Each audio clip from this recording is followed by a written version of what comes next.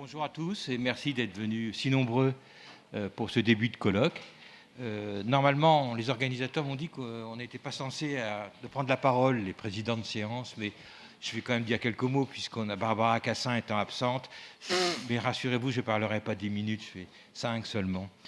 Ce que je voudrais dire, c'est qu'hier, on a employé un mot. Je me suis dit, ce mot ne convient pas pour parler de Bruno. En tous les cas, moi, je ne m'y retrouve pas. C'est le mot de célébrer. Je ne crois pas. On célèbre la messe, mais on ne célèbre pas Bruno. On hérite de Bruno. Je crois que c'est un mot qui dit quelque chose de différent, parce que c'est un mot qui nous engage, nous. Comment on hérite? Autant que de Bruno. Quel est l'héritage que Bruno nous laisse à gérer et comment en discuter? Si on m'a demandé de présider cette séance, c'est sans doute parce que j'ai été l'éditeur de Bruno. J'ai été l'éditeur de Bruno pendant plusieurs années. Et avant moi, il y a eu François Gesse, qui était son éditeur. Il y a quelque chose de remarquable, on le souligne peu, quand on parle de la biographie de Bruno, dans la fidélité sans rupture de Bruno aux éditions La Découverte. C'est-à-dire que Bruno a publié vraiment tous ses livres aux éditions La Découverte, et pourtant il a été sollicité par, vous en doutez bien, par d'autres maisons infiniment plus puissantes que nous, pour éditer, en particulier, je me rappelle d'une sollicitation de Gallimard, pour éditer. Bruno est resté à La Découverte. Une maison dont les engagements politiques sont connus de tous, et ces engagements étaient évidemment bien connus de Bruno. Mais Bruno était à l'aise dans cette maison, même s'il était sans doute en désaccord avec beaucoup des auteurs classiques que nous publions au sein de La Découverte. Certains d'entre nous, invités ici à parler, vous le savez, ont hésité à venir à cause des divergences politiques qui nous séparent et qui sont devenues plus aiguës ces derniers temps, d'autant plus que ce colloque a lieu dans une école qui a récemment interdit une conférence de Rima Hassan. Et nous sommes un certain nombre à avoir été scandalisés par cette interdiction et cette attaque aux libertés. Quand Bruno est venu à Sciences Po, c'était vraiment un grand renouveau où tout était changé, tout était modifié. Parfois, on a l'impression que les choses reviennent dans leurs ornières. Et cette interdiction a eu lieu à notre grande stupéfaction, ce qui ne veut pas dire que nous sommes d'accord, évidemment, avec Rima Hassan, mais que cette conférence soit interdite, nous avons été nombreux à être choqués. Une chose me semble importante et pourrait être partagée. Nous ne ferons pas parler Bruno de manière rétrospective. Ça, on peut, je pense, être tous d'accord pour se l'interdire. Il y a une question que nous devons nous interdire. Qu'est-ce que Bruno aurait dit? Qu'est-ce que Bruno aurait fait? Question évidemment sans réponse. Nous ne savons pas ce que Bruno aurait fait. Nous ne savons, et le pire, c'est de vouloir lui faire prendre des positions qu'il n'a pas exprimées sur une situation qu'il n'a pas exprimée. Nul ne sait quelle aurait été sa position, son engagement, sinon qu'il aurait sans doute été désespéré par la situation actuelle telle qu'elle se développe depuis maintenant de nombreux mois. Comme me l'a soufflé Isabelle Stengers en discussion pour préparer cette conférence, pour cette séance, il y a quelque chose qui ne va pas à faire comme si tout était normal et tout allait bien. Et c'est un peu le sens de la lettre que j'ai signée avec un certain nombre d'intervenants pour ce colloque. Ce que j'essaie, finalement, je me suis amené à me poser la question, si on hérite de Bruno, est-ce que nous sommes latouriens? C'est finalement la question. Et est-ce que nous allons éventuellement faire une dispute entre latouriens qui se disputent la pensée de Bruno? Je pense que ça n'a pas de sens. Et au moment où je commençais à penser à ce colloque, je lisais le très beau livre qu'a édité David Lapoujade, des cours de Gilles Deleuze sur Spinoza, qui est vraiment un ouvrage que je vous recommande. C'est vraiment un grand livre que ces cours sur Spinoza, où on entend Deleuze parler comme il parlait à ses étudiants. Et finalement, Deleuze propose une façon de réfléchir, puisqu'évidemment, il se pose la question à un moment donné, est-ce qu'on peut être spinoziste ou est-ce qu'on peut être cartésien? Nous, la question, ce n'est pas celle-là. Latour n'était certainement pas cartésien, mais en revanche, est-ce qu'on peut être latourien? Et voilà, je trouve que la réponse que donnait Gilles Deleuze pourrait nous convenir et pourrait rencontrer l'assentiment de beaucoup ici.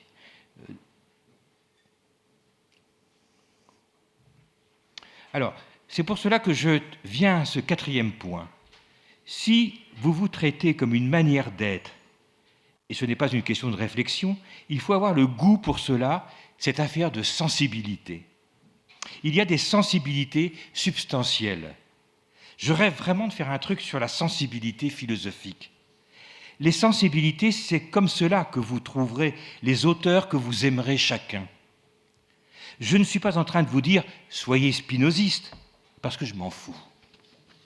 Ce dont je ne me fous pas, c'est que vous trouviez ce qu'il vous faut, que chacun trouve les auteurs qu'il lui faut, c'est-à-dire les auteurs qui ont quelque chose à lui dire et à qui il a quelque chose à dire. Ce qui me tourmente dans la philosophie, c'est ceci. De la même manière que l'on parle d'une sensibilité artistique, par exemple une sensibilité musicale, Chantal qui est ici parmi nous, eh bien, la sensibilité musicale n'est pas indifférenciée. Cela ne consiste pas seulement à dire « j'aime la musique », ça veut dire aussi, bizarrement, pour des choses que je ne comprends pas moi-même, j'ai affaire particulièrement avec un tel. En philosophie, c'est la même chose, il y a une sensibilité philosophique. C'est une affaire de molécules, là aussi. Si on applique tout ce qu'on vient de dire tout à l'heure, il se trouve que les molécules de quelqu'un seront attirées, seront déjà en quelque sorte cartésiennes. Là, il prend l'exemple des gens qui disent qu'ils sont cartésiens.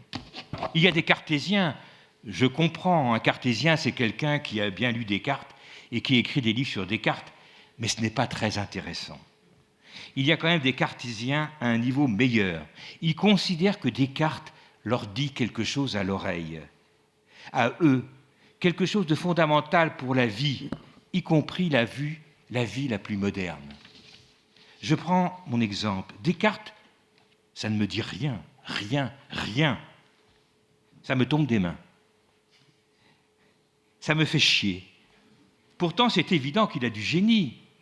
D'accord, il a du génie, mais je n'ai rien à en faire pour mon compte. Il ne m'a jamais rien dit. Comment ça s'explique, ces affaires de sensibilité ? Qu'est-ce que ça veut dire, ces affaires moléculaires ? Je plaide là pour des rapports moléculaires avec les auteurs que vous lisez. Trouvez ceux que vous aimez. Voilà, je vous remercie et je vais céder la parole maintenant à nos participants de cette table ronde. Le premier intervenant, c'est donc Frédéric Audrenne, qui est un juriste et qui va nous parler du droit, qui va nous parler, je ne sais pas exactement, mais on sait que le droit est finalement le seul que Bruno a pu sauver dans l'ensemble des modes d'existence qu'il nous a parlé. Le droit s'en tire d'une manière très particulière. La parole est à vous pour 10 minutes. Merci beaucoup. Alors évidemment, pour commencer, je tenais à remercier les organisateurs pour l'invitation et pour l'initiative.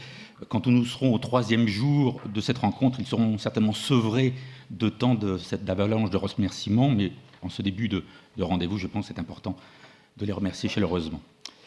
Donc, comme tout le monde, je vais commencer par une anecdote. Je suppose qu'on sera à peu près 90% quasiment à faire ça. Enfin, en tout cas, il me faut tout d'abord situer ou localiser ma rencontre avec Bruno. Elle date du début des années 90, alors que je préparais une thèse en droit. Il venait tout juste de débuter son enquête sur le Conseil d'État. J'ai pu suivre l'élaboration et la rédaction de ce qui deviendra évidemment la Fabrique du droit en 2002. Je suis en quelque sorte donc dans cette assemblée un des représentants du mode DRO.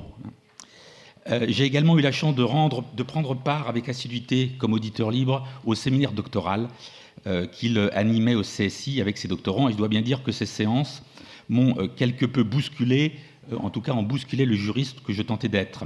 Chaque séance ressemblait bien plus à la traversée des mers du Sud du Vendée Globe qu'à une discussion feutrée dans les cabinets privés de la faculté de droit de Paris. Alors, la Fabrique du droit a reçu un éloge assez favorable, en réalité, des milieux juridiques. J'ai souvent entendu dire, de la part de ces juristes, que le livre était intéressant, même s'il n'ajoutait pas grand-chose à ce qu'ils savaient déjà d'eux-mêmes. Toute la nuance était naturellement dans le pas grand-chose, qui soulignait déjà que c'était déjà beaucoup. Une chose est certaine, c'est que les praticiens du droit, et c'est pour une fois, pourrais-je ajouter, ne se sentaient pas insultés par un livre de sociologie qui prétendait parler de leur pratique. C'était à peu près une nouveauté. Il était bien évident qu'il y avait des esprits chagrins, certains juristes critiques, certains sociologues du droit. Les premiers et les seconds lui reprochaient de s'être laissé avoir ou fait avoir par les conseils d'État, ou en quelque sorte de ne pas avoir été assez offensif ou d'avoir été subjugué par la prestance du Conseil d'État. Mais au-delà de la formidable description du travail des conseils d'État, il faut reconnaître que la Fabrique du droit aussi plaisant et lisible soit-il, est un ouvrage difficile. Je dois d'ailleurs confesser que j'ai mis un certain temps à en comprendre l'argument central et toute la subtilité du geste théorique. Il faut dire, de l'aveu même de Bruno, qu'il y avait encore quelque chose d'inaccompli dans ce volume, tout particulièrement dans son dernier chapitre, qui rassemble en quelque sorte l'ensemble de ses enseignements. Un pas supplémentaire sera franchi quelques temps après, lorsqu'il instaure en quelque sorte la distinction entre le droit comme institution et de l'autre côté, le droit comme énonciation. Et cette distinction permet en quelque sorte d'expliciter le mode droit dans l'enquête des modes d'existence.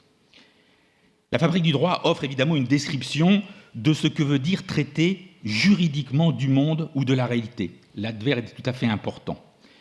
L'ouvrage touche du doigt d'une manière inégalée la façon très particulière dont les juristes se saisissent du monde, la manière dont le droit relie entre eux des êtres corporels et incorporels. En d'autres termes, il donne pour une fois, en tout cas, il apportait une réponse convaincante et empirique à la question de savoir ce que veut dire que le droit nous oblige. Et il nous oblige d'une manière très différente qui ne se confond pas avec la sanction de la norme ou l'appel à la force publique. Je ne vais pas évidemment me livrer à une analyse de la Fabrique du droit, mais cela, par exemple, nous amènerait à relever toute une série de formules ou de déclarations choc qui ont fait mouche dans le milieu juridique, type « l'apparence est tout et le fond n'est rien », « il y a du droit dans le monde », déclaration faussement juste naturaliste, « il ne sert à rien d'être profond en étudiant le droit », ça a beaucoup plu. Je me contenterai simplement de remarquer à quel point son ouvrage était un coup de tonnerre dans les legal studies de l'époque, parce que son enquête renversait littéralement la prise ordinaire, la façon de prendre, ou plutôt de s'en prendre au droit, c'est-à-dire que Bruno met au centre non pas la force du droit, mais très exactement à l'inverse, sa fragilité constitutive. Cette fragilité est justement sa force. Se saisir du droit comme un être fragile, c'est évidemment rendre sa vélocité, son agilité, sa capacité à faire lien et à donner corps au collectif. Alors dans cette cosmologie juridique qu'il décrit, il y a tout un ensemble de notions et de concepts essentiels qui permettent à l'enquête de se déployer. J'en citerai simplement deux notions qui me paraissent très représentatives de la façon dont on peut effectivement traiter cette force faible ou cette faible force, je ne sais que dire, du droit. La première notion qui montre bien cette attention du trajet du droit, le passage, c'est la belle notion d'hésitation. Il faut impérativement suivre les zigzags et les méandres de la réflexion pour comprendre que la décision juridique, ou comment du moins la décision juridique fait événement. Évidemment, il tire en particulier cette notion d'hésitation des lectures. On trouve cette notion très fréquemment, évidemment, chez Tarde. La deuxième notion est une notion tout aussi importante, qui est la notion de moyen. C'est une notion tout à fait déterminante. Tarde, ici, le moyen, c'est le véhicule qui permet de rattacher une demande de droit à l'ensemble du corpus juridique. C'est le chat de l'aiguille dans lequel il faut faire passer le cas de l'espèce. C'est le véhicule auquel il faut s'accrocher pour monter dans le train du droit qui passe. Bruno, évidemment, n'entend pas ici offrir simplement une grammaire pour décrire ce mouvement du droit. Il entendait plus radicalement restituer sa forme très particulière de véridiction, comme il le dit, c'est-à-dire ce qui fait que le droit est du droit. Alors évidemment, cette tautologie, qui paraît bizarre certainement pour les autres modes, était une évidence pour les juristes. Le droit, c'est du droit. C'est en quelque sorte la définition traditionnelle que l'on donne. Et donc, il s'agissait pour lui d'écrire son mode d'existence, qu'on pourrait résumer cavalièrement par un petit mot, qui est d'ailleurs de connotation plutôt juridique, qui est la notion d'assignation. Assigner, en quelque sorte, c'est le travail patient que fait le droit, c'est-à-dire les efforts constamment recommencés pour rattacher, attribuer, donner quelque chose à quelqu'un ou à un acte. Donc c'est évidemment de ces gestes-là que j'ai, avec bien d'autres, hérité. Il faut dire que beaucoup de lecteurs de la Fabrique ont retenu de l'ouvrage la simple dimension matérielle de la production juridique. C'est le cas des dossiers. Ça a beaucoup fasciné. Et évidemment, ça a beaucoup constitué quelque chose qui est devenu au cœur où, effectivement, ce matérialisme juridique est devenu quelque chose de très important. C'est évidemment une question essentielle, mais à mon avis, ce n'est pas le centre, évidemment, du geste de Bruno. Il ne faut pas occulter en réalité que pour Bruno, l'attention porte surtout sur ce qu'il appelle les objets de valeur du droit. Et les objets de valeur, c'est typiquement, parmi d'autres, l'hésitation ou le moyen que j'ai cité. Ces objets de valeur sont des médiations nécessaires à l'articulation du monde, en quelque sorte, dans les savoir-faire juridiques. Bruno s'attache à ce qu'il appelait, ou ce que je l'ai déjà entendu utiliser comme terme, les morphoses du droit, c'est-à-dire la manière dont les juristes brassent des quantités d'objets hétérogènes, leur faisant emprunter des couloirs et des conduits fragiles pour qu'il soit possible d'en dire quelque chose ou pour faire parler juridiquement les choses. D'ailleurs, dans un de ses textes, Bruno empruntant un de ses commentaires la notion de jurimorphe pour désigner effectivement cette opération qui fait parler juridiquement le monde. Et donc évidemment, Bruno, de ce point-là, ouvrait la porte, évidemment, à une enquête nouvelle des opérations du droit dans laquelle bien des chercheurs se sont engouffrés. Mais au-delà de l'intelligence ébouriffante, échevelée de cette écologie du droit, c'est le cadeau d'ailleurs de Bruno, peut-être aux juristes, il ne faut pas négliger, dans un mouvement symétrique, le cadeau que les juristes ou le droit lui ont fait aussi. Les juristes lui ont rendu en quelque sorte la politesse. Tout d'abord, il a lui-même souligné que ce sont les juristes qui sont les premiers, ou parmi les premiers, à s'être engagés dans les opérations diplomatiques de M. Mais peut-être plus fondamentalement, en explorant le monde du droit, Bruno a rencontré un mode qui assumait, sans faux semblant et sans mauvaise conscience, sa spécificité, sa vérité propre, son mode d'existence. Le droit revendique hautement sa façon particulière de travailler et de parler de la réalité, ce qui fait qu'il lui arrive, à ce droit, de tenir pour faux ce qui est vrai et tenir vrai pour ce qui est faux. C'est le cas, évidemment, de la célèbre fiction. Et il n'a aucune difficulté à reconnaître que la vérité judiciaire n'est pas la vérité vraie, entre guillemets, mais une construction, un agencement utile au passage du droit. Le droit assume la spécificité de son rapport au monde, qu'il ne cesse, assume plutôt le fait qu'il se définit lui-même, ou il se définit par rapport à lui-même. Bruno a révélé la dimension proprement tautologique du droit. Le droit, c'est du droit, et il ne choque aucun juriste pour répondre à la question qu'est-ce que c'est que penser ce point de droit. Les juristes vont simplement dire c'est le penser juridiquement. Juste petit ajout, est évidemment une évidence pour les milieux juridiques. Donc le droit est celui qui assume le plus radicalement, ou qui s'assume le plus radicalement comme un mode en soi, comme un filet sur le monde pour agir sur lui. Et j'avoue que je ne sais pas très bien comment qualifier cette particularité du droit dans le cosmos des autres modes. Faut-il dire que le mode du droit serait le modèle, le benchmark, ou je sais pas, le diagramme de tous les autres? En tout cas, une chose est certaine, c'est que c'est le mode non pas achevé, au sens où il serait le plus parfait, mais certainement le plus assumé par les praticiens du droit qui s'en revendiquent.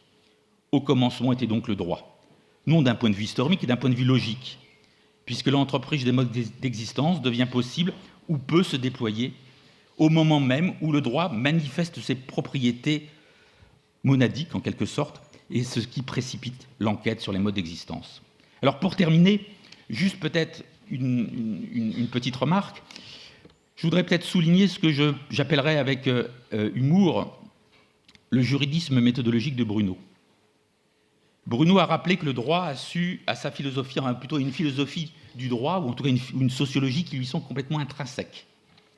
Rendre compte de cette philosophie, de cette sociologie, est plus riche, de cette philosophie intrinsèque ou de cette sociologie intrinsèque, est plus riche que de lui appliquer des grilles extérieures. C'est l'objet d'ailleurs de l'incompréhension des autres pratiques des sciences humaines, qui évidemment cherchent à attirer l'attention des juristes, ou en tout cas qui se désolent de voir que les juristes ne leur prêtent aucun intérêt. Les juristes n'en ont cure, en réalité. Bien sûr, il peut y avoir des analyses caméralistes du droit, il y a tout un ensemble de travaux de juristes qui ont cherché évidemment à se doter d'outils pour améliorer la production. Mais peut-être le point le plus important, c'est que ces juristes pratiquent une sociologie intrinsèque, spécifique, qui consiste à saisir de la dynamique des liens du droit. Les liens du droit, c'est-à-dire comment le droit, effectivement, en tout cas, les liens qui s'attachent, ou plutôt les juristes s'attachent à la façon dont les liens du droit sont établis, stabilisés, contestés, brisés. Cette sociologie juridique donc explore tout un ensemble d'enchevêtrements de relations, de connexions entre des êtres que le droit autorise, habilite, interdit, où il explore effectivement comment les opérations du droit entretiennent le monde.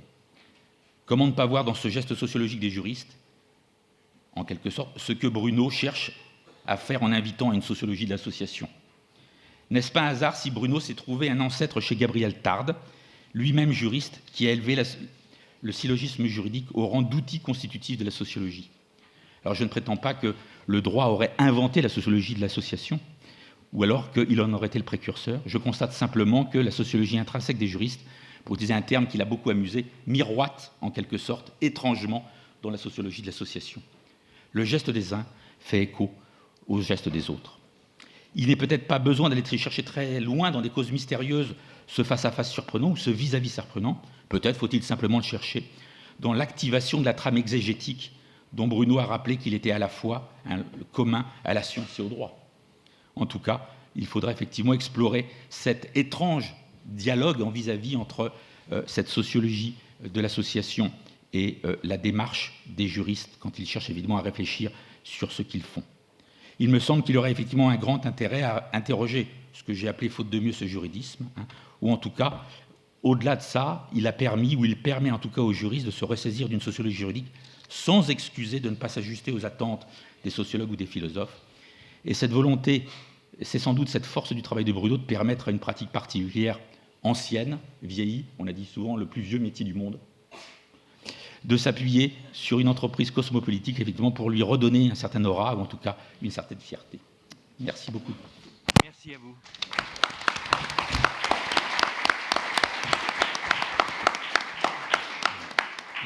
Merci beaucoup. Je voudrais maintenant laisser la parole à Didier Debèze, qui a partagé beaucoup de choses avec Bruno, et entre autres un intérêt très fort pour des philosophes, qu'on peut regrouper sous le nom de pragmatisme, sur lequel tu as beaucoup écrit et qui ont beaucoup influencé Bruno, que ce soit John Dewey ou William James, et plus tardivement, un auteur sur lequel aussi tu as écrit un magnifique petit livre, Alfred North Whitehead, que Isabelle Stengers avait introduit auprès de Bruno et qui avait bouleversé aussi Bruno dans, disons, la dernière période de sa vie, au moment où il commence à écrire face à Gaïa et à toutes ces questions-là.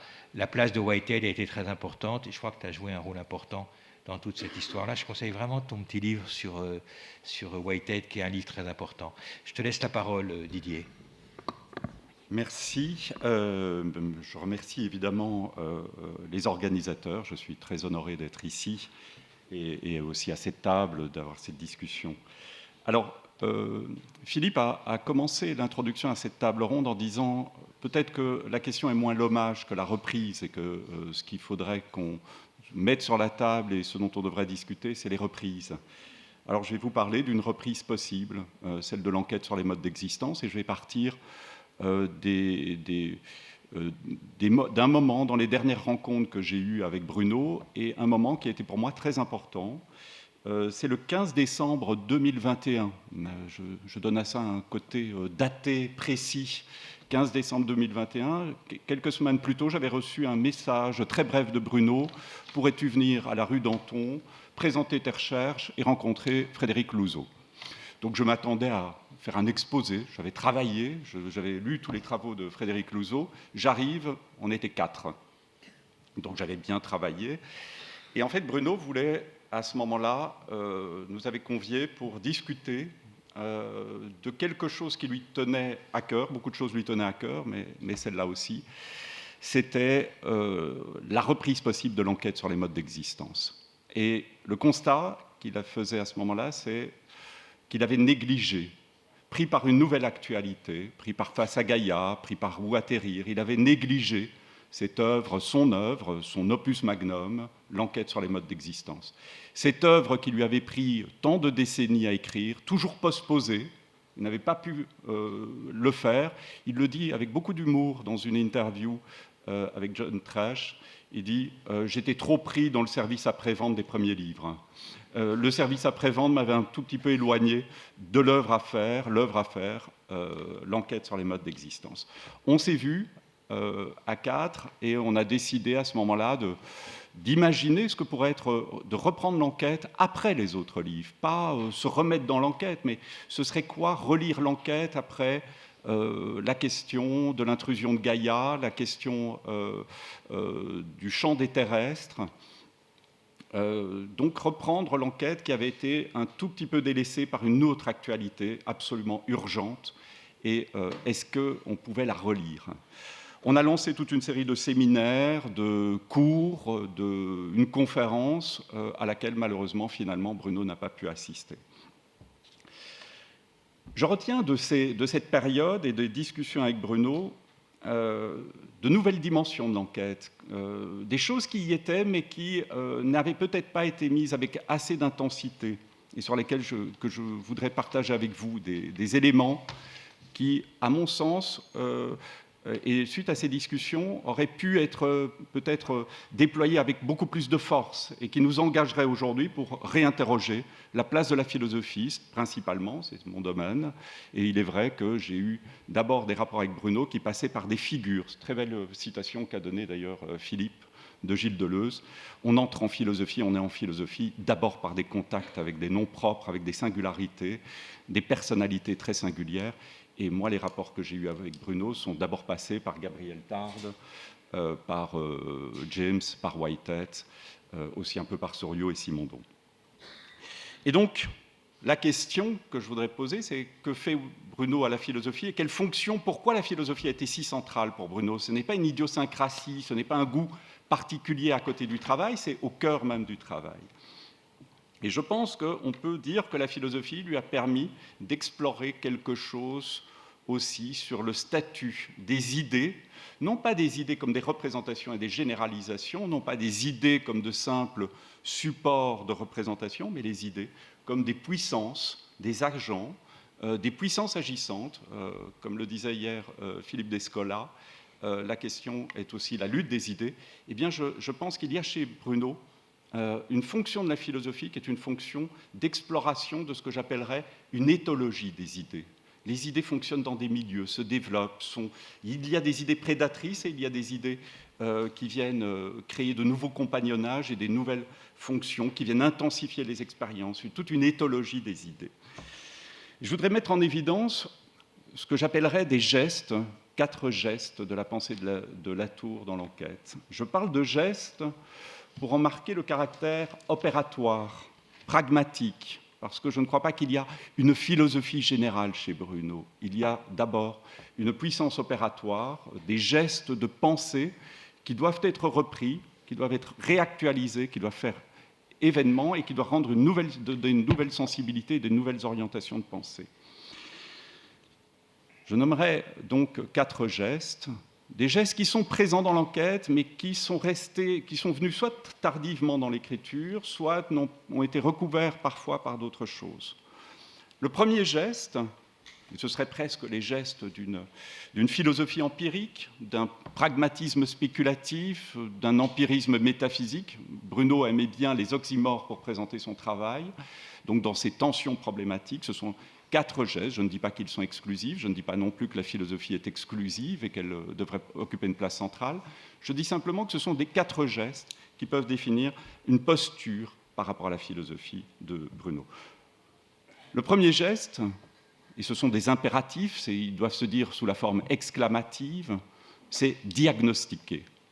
Toute l'enquête, qui se présente parfois dans un ton un peu sage de la description, est marquée par un cri de diagnostic. Nous devons porter un diagnostic sur les modernes.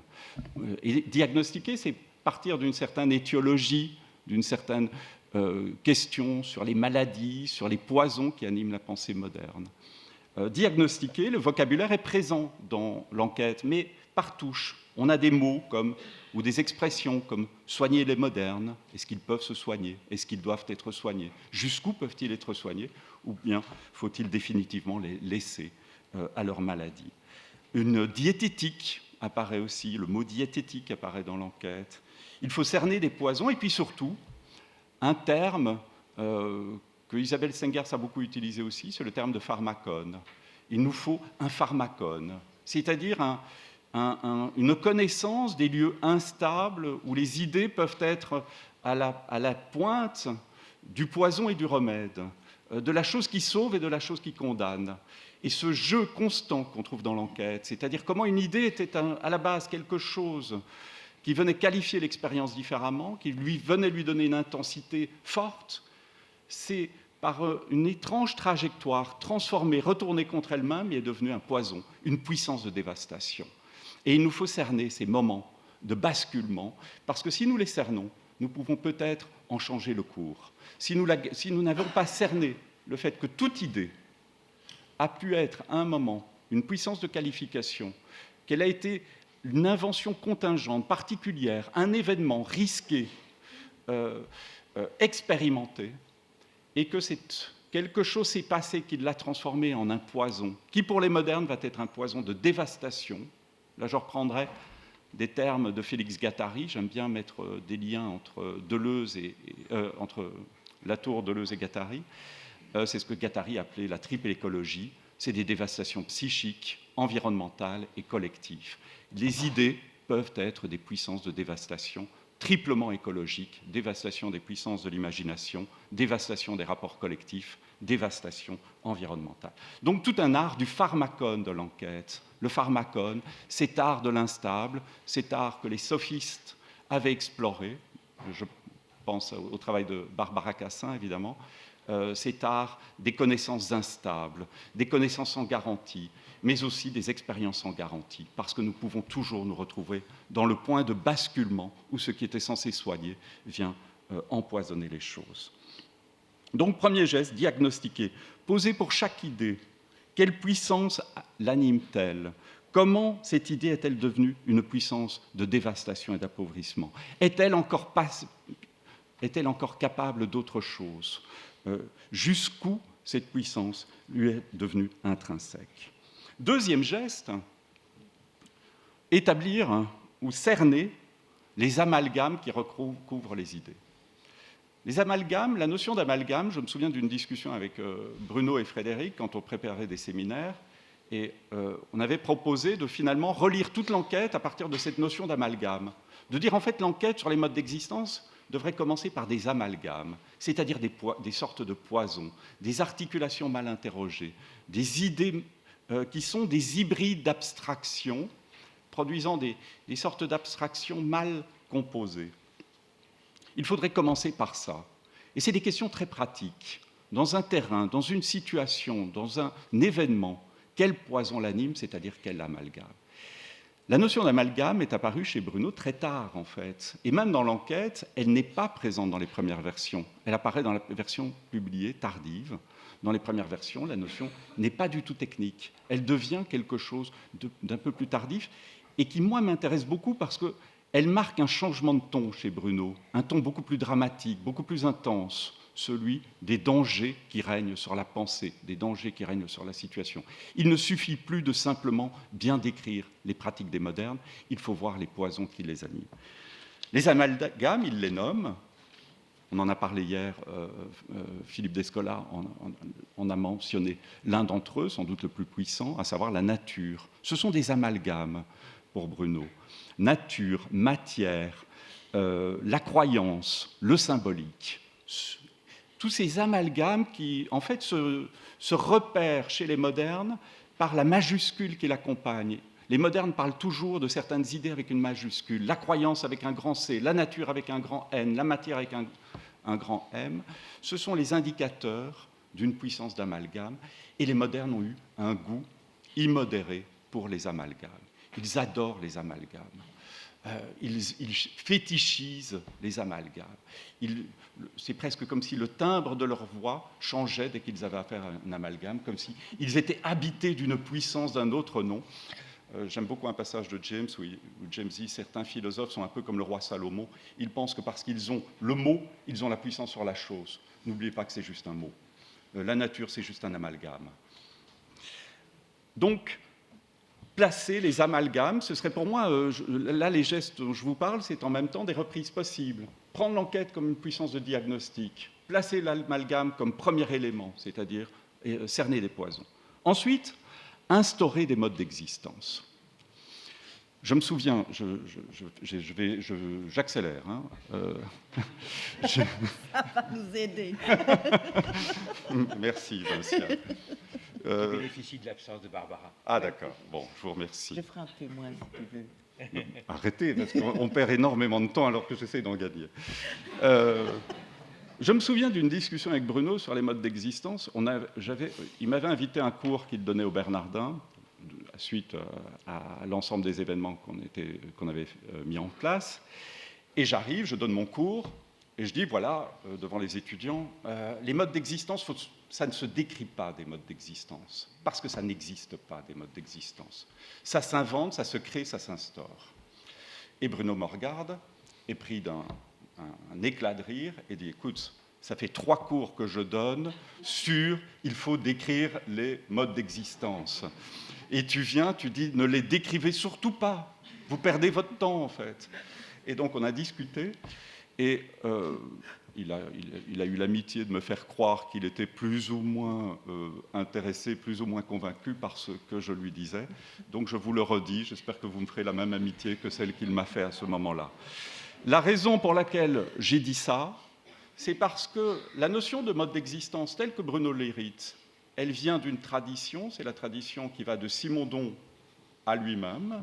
Bruno aimait bien créer des traditions qui vont de quelque chose à lui-même. Et donc, cette tradition va de Simondon à Latour, en passant par Souriau. Simondon l'a fait pour les objets techniques. Et l'idée de Simondon, c'était de dire, si nous ne créons pas un mode d'existence pour les objets techniques, ces objets techniques n'auront pas de densité d'existence. Il faut créer leur mode, parce qu'autrement ils seront trop fragiles, ils seront réduits à autre chose, ils seront réduits à du social, ils seront réduits à du scientifique. Il leur faut un mode d'existence. C'est presque notre devoir, comme dirait Souriau, c'est notre responsabilité de leur donner ce mode d'existence. Et Étienne Souriau a fait exactement la même chose quand il a utilisé la notion de mode d'existence, c'était pour parler des êtres de fiction. Si vous ne créez pas un mode d'existence pour les êtres de fiction, ils seront réduits à autre chose, à savoir l'imaginaire, la puissance d'un auteur, etc. Donc il faut créer des modes d'existence pour résister à l'effacement ontologique des êtres auxquels on a affaire. Sans ça, ils se perdent. Sans ça, ils disparaîtraient. C'est face à la précarité des êtres qu'il nous faut créer un mode d'existence. S'il n'y a pas de précarité des êtres, il n'y a pas besoin de mode d'existence, et surtout, il n'y a pas besoin de les revendiquer. Donc je disais à ce moment-là, et je continue un peu à le dire, que c'est presque un principe d'irréduction revisité. La notion de mode d'existence, il faut la voir comme un acte de résistance, une revendication, ce qu'on appellerait un claim, ce que vous niez, ce que la pensée moderne a nié par ses amalgames, il nous faut lui redonner puissance et existence en inventant des modes d'existence. Donc les modes d'existence, et je crois que ce qui avait touché Bruno quand je lui en ai parlé à ce moment-là, c'est que je lui attribuais un acte de création, à savoir celui de la pluralité des modes d'existence. C'est lui qui les crée. Il n'écrit rien, il les a tous créés, et c'est magnifique de ce point de vue-là. Ce sont des actes de création, justement, contre les amalgames. C'est parce qu'il y a eu amalgame, découverte de ce poison, qu'il nous faut pluraliser les modes d'existence. Quatrième geste, on en a encore, j'ai un peu l'impression de faire des notes de bas de page à l'exposé de Philippe Descola d'hier. Le quatrième geste, c'est régionaliser nos modes de pensée. Toute l'enquête est marquée par ça, dans sa version finale, parce que ce n'était pas tout à fait clair dans les versions antérieures, parce que Bruno était très intéressé par la découverte des modes d'existence. Et il avait tendance, à certains moments, à faire comme si ces modes d'existence décrivaient des modes du réel, quels que soient les lieux, quels que soient les espaces. Il s'en expliquera d'ailleurs dans la très belle interview avec John Tresch. Il dira, c'est la grande erreur d'Étienne Souriau, c'est qu'il croit encore à une ontologie générale, là où j'ai régionalisé l'ontologie. Donc, pour chaque idée, chaque concept, le concept de nature, le concept de matière, le concept de croyance, le concept de symbolique, non plus poser uniquement des questions généalogiques, qui, pourquoi, comment, mais des questions qu'on pourrait qualifier à la suite de Deleuze et Guattari de géophilosophiques. Où, quand, pourquoi et comment. Mais surtout, où et quand. Où et quand s'invente le concept de nature? À quelle nécessité répondait ce concept de nature? Alors évidemment, passant par Whitehead, la réponse est assez claire. Il s'invente au XVIIe siècle, principalement dans les pratiques expérimentales et dans l'invention de la bifurcation de la nature. Il nous faut resituer à chaque fois la régionalisation de nos concepts. À quelle nécessité répondait-il? Comment est-il devenu une puissance tout-terrain? C'est toute une pragmatique des idées qui se joue là, où il s'agit d'explorer les puissances territoriales de nos idées. Chaque idée a une puissance territoriale, elle fait territoire, elle exprime un territoire, elle valorise un territoire, et souvent au détriment d'autres formes territoriales. Alors je conclurai en répétant ces 4 gestes comme un type de reprise de l'enquête. Et pour moi, c'est simplement des gestes d'intensification de ce qui se joue dans l'enquête. C'est des gestes qui sont présents dans l'enquête, mais qui sont parfois un petit peu recouverts. Diagnostiquer des poisons, identifier des amalgames, instaurer des modes d'existence, régionaliser les modes de pensée. Et je terminerai par une très belle citation de Bruno, qui écrivait « De toute façon, je n'ai pas le choix. Les modernes sont le peuple de l'idée, avec un grand I. Leur dialecte, c'est la philosophie. C'est sur leur curieuse ontologie régionale qu'il faut d'abord se concentrer si l'on veut avoir la moindre chance d'affronter les autres, les anciens autres et Gaïa, l'autre vraiment autre. » Voilà, je vous remercie.